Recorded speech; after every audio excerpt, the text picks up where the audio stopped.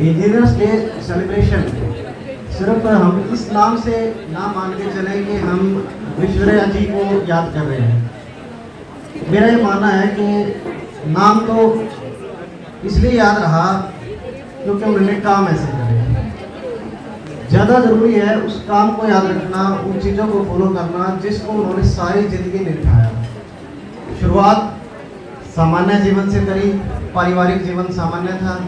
उसके बाद जब उनको पावर्स मिली, जैसे कि पिछले स्पीकर्स ने बताया कि उनको आउट ऑफ टर्न प्रमोशन के लिए कहा गया, तो ही डिनाइड। रीजन भी कि जिसको जो मिलना चाहिए पहले उसे मिले, उसके बाद जिसका नंबर आए उसको वो चीज़ मिले। न्याय कहते हैं क्योंकि हम सभी न्याय प्रिय हैं। हम सबको ये लगता है कि हमारा हक किसी और के पास नहीं जाना चाहिए, चाहे वो कितना ही काबिल हो। मेरा हक तो मेरे पास ही आएगा।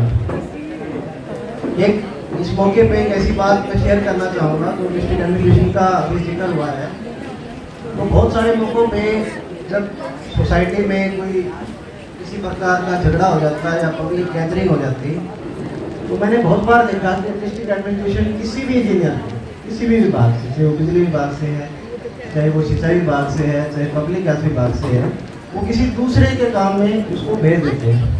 2-3 बार इस तरह का हुआ, हम लोगों ने उसको काम को पूरा भी किया।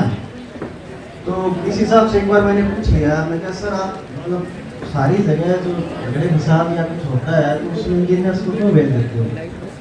मेरे यार मैं जानता हूँ कि इंजीनियर्स कुछ भी कर सकते हैं और किसी भी चीज़ को संभाल सकते हैं।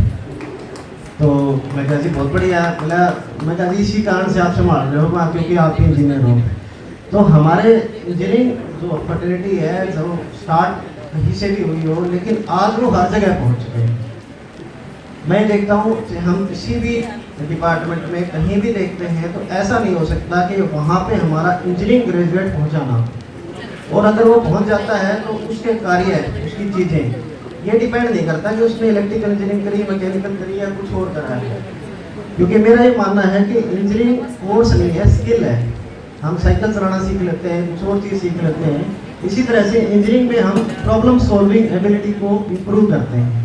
हम सारे जीवन के लिए एनालिटिकल माइंड हमारा सेटअप हो जाता है। हमें चीज़ों को ग्रेस्प करना, उसका यूटिलाइजेशन किस तरीके से प्रॉपर तरीके से किया जाए ताकि सॉल्यूशन तक पहुंचा जाए। लगभग सभी इंजीनियर्स पूरी इंजीनियरिंग में ऐसा करते भी हैं। सडनली बहुत सारी चीज़ें ऐसी हो जाती हैं, उनकी तैयारी किसी और चीज़ की होती है, उस दौरान पूरा टाइम उसको नहीं दे पाते, तो टाइम मैनेजमेंट भी वो लोग करते हैं।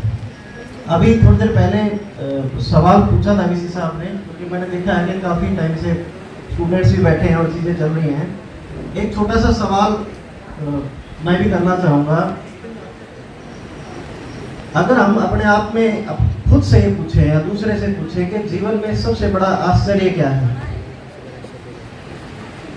हमने अब तक जितनी चीज़ें देखी होंगी या महसूस करी होंगी उसमें सबसे बड़ा आश्चर्य क्या है, मैं इसका आंसर वो देता हूँ जो मुझे मेरे गुरु ने दिया था जब मैं मुरथल में पढ़ता था, आज यूनिवर्सिटी है वो।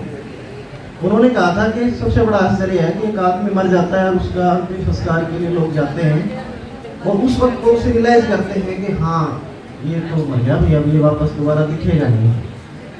और कुछ समय के बाद 15-20 मिनट बाद फ़ोन को देखना स्टार्ट कर देंगे, कुछ 1 घंटे बाद चाय पीना कुछ स्टार्ट हो जाएगा, फिर हम अपने रोज़मर्रा के काम में जुट जाते हैं और हम ये बिल्कुल भूल जाते हैं कि जो उसके साथ हुआ है वो हमारे साथ भी होगा। जबकि घटनाएं जीवन में इसलिए होती हैं ताकि हम उससे समझ सकें। मैं इस बात को इस कॉन्टेक्स्ट में कहना चाहता हूँ कि बहुत सारी चीज़ें वो नशे से रिलेटेड है। मैं डिस्ट्रिक्ट एडमिनिस्ट्रेशन के साथ मेरा मीटिंग्स का या बाकी चीज़ों का रहता है।